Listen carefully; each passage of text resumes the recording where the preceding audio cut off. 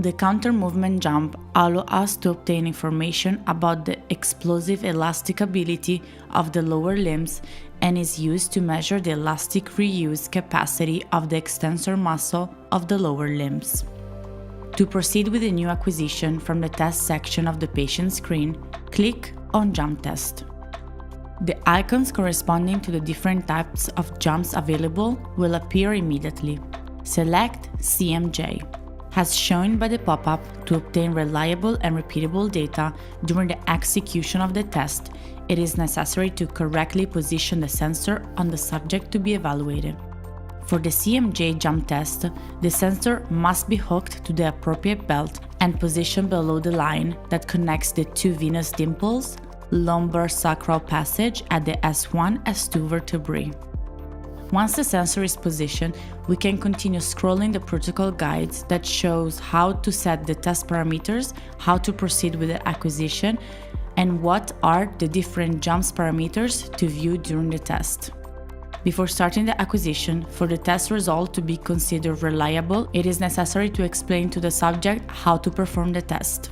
In the counter movement jump, the subject begins the test in an upright position with the feet shoulder width apart and the hands on the hips. After the operator tells the subject to begin, the subject performs one or more vertical jumps. Each jump is preceded by a downward counter movement performed by bending the knees up to 90 degrees. The subject should land with knees extended and on the tips of the feet to minimize impact forces. During the entire execution of the test, the trunk must remain in an upright position and the hands on the hips. This test can be conducted with or without the use of arm swing. Performing the CMJ with an arm swing action usually increases the maximum jump height by 10% or more. Before starting the acquisition from the central ring, it is necessary to select whether we want to perform a monopodalic or bipodalic jump. In this example, we will select the bipodalic option.